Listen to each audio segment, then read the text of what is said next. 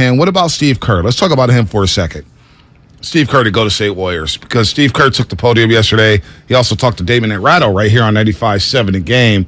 And he was talking about the rotation, Shask. I want to play this cut here about the rotations and just about where he's at with them and whether or not it should be winning games regardless of the rotation. No matter what happens, we know the areas we have to improve in, and that's what we're looking for from every group. Our starting group has been great. I think they're still the number one five-man combination in the league, but we just haven't been able to sustain the effort. We've had a lot of different combinations. We haven't really found a consistent pattern, and that's been the issue. But in order to find that pattern, you got to look at the details. Are we going to continue to be last in the league in fouls and sending teams to the line? Are we going to give up transition hoops? Are we going to turn it over?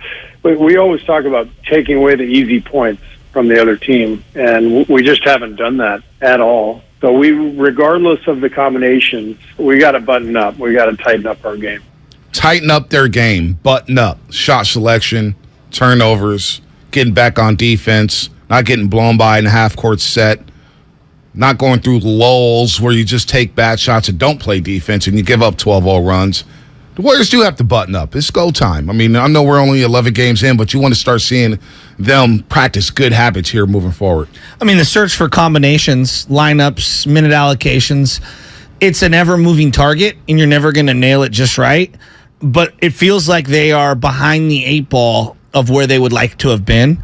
And I heard him alluding to, this week being more like a training camp because they finally got some opportunity to sit down and practice.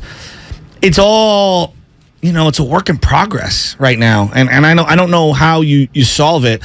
The fouling problem to me is probably the toughest thing because last year they also were like bottom 10 in the league in terms of fouls. I thought they were like one of the four worst, but I could be wrong.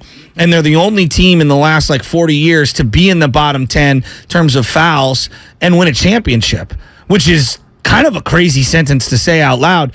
But I would also say that the team that you see during the regular season probably is the least like the team you see in the playoffs because of how they shorten things and they don't go 8, 9, 10, 11 deep. They go 7 deep, really. Maybe they pick another guy to come out there and contribute based on the matchup. So, I don't know. It's just, I'm really worried about where they're at defensively right now. Here's what he also had to say about Klay and Poole making everybody's life easier. Of course, this was with Damon and Ratto yesterday on 95.7 The Game.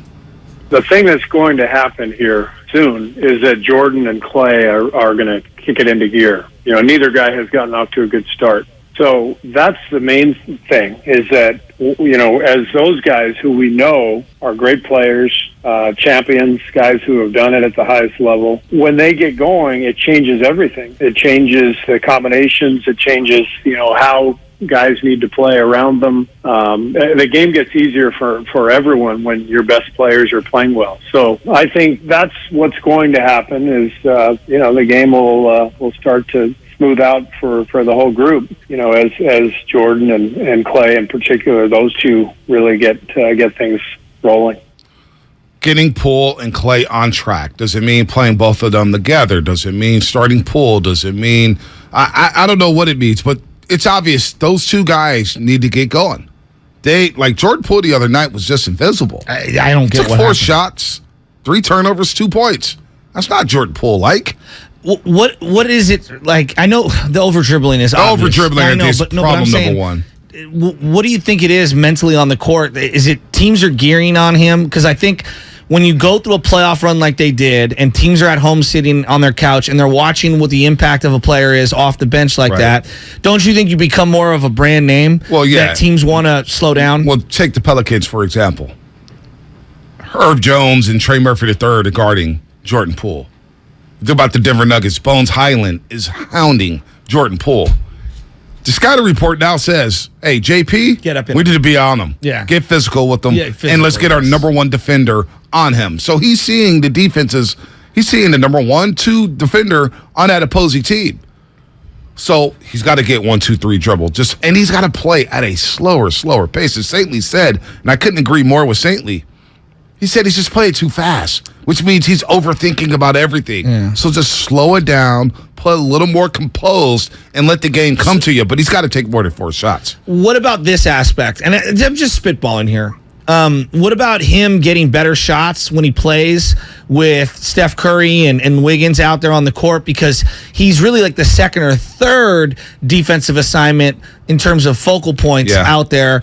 And I feel like when he's leading his own unit, it feels he's the number one. Now, look, he's going to have to get used to this. I mean, this is, if you want to be a star player, I don't think he's there yet, but if you want to be a star player in the league, you have to be able to overcome every single night you being the focus of a team trying to slow you down. But for the time being, can we overlap some of his minutes with some of those other guys and let him kind of move around with a little more freedom? I think we see that too. I think we're seeing that, and I think we're going to see more of that moving forward with him playing alongside Steph or Wiggins and getting better shots. But he's got to take the shot that's presented. Sometimes he'll get a wide open shot and he dribbles into a bad shot. Just pull it up. Pull it up and stop over dribbling. So I think he'll get better. And then, of course, Klay Thompson, he's got to nail open threes.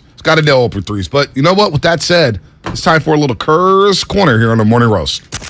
It's time for Kerr's Corner, presented by Xfinity. Supercharge your home with supersonic Wi-Fi. Unbeatable internet, only from Xfinity. Here's Bonte Hill. All right, Steve Kerr also touched on the question that everybody's been wanting to ask. Is it worth starting Poole over Klay Thompson to get him going? Here was Kerr's answer. That's not something I've given any thought to.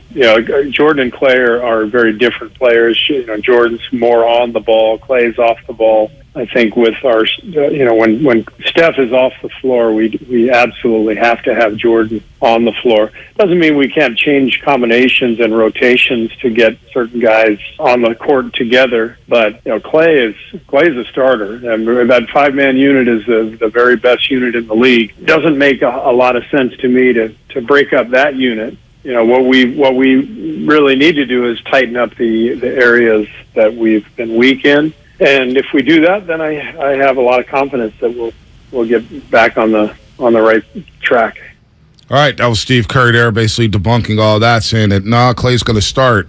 And look, we make so much of a big deal about the starters or who's finishing the games. Yes. And right now, you need Poole's confidence to finish games alongside Klay, Steph, Draymond, and Andrew Wiggins to get that fast five lineup going out there and running teams. That's where we need to get Poole to finish the games. The starts are great, but finishing games have been a problem for the Warriors. I just think defense is my number one problem right now. Defense to me is the number one thing. And when I heard him say, Klay and JP playing together, it's not clicking right now. Not to say that it can't click. It just feels like it's not clicking right now. And I don't know, man. I don't know what the fix is. I really don't. That's why I was suggesting, forget JP starting. I was suggesting maybe Moody starts, but then you're stuck back with Klay and JP coming off the bench simultaneously together, and that's right now that's clunky. They played well together last year, though. I know, but not this year. It's weird, isn't it? Yeah, well, maybe it's the players around them. Maybe it's the Otto Porter Jr. not providing the spacing. Maybe it's the Gary Payton II now playing the dunker spot and playing defense. So more on that coming up here. It just feels like the space isn't there. Space isn't there because of everything else going on with the bench unit. Yeah. And we know there's going to be some tinkers with that, some tweaks to that rotation there with Anthony Lamb and Ty Jerome, who all played 4 years. So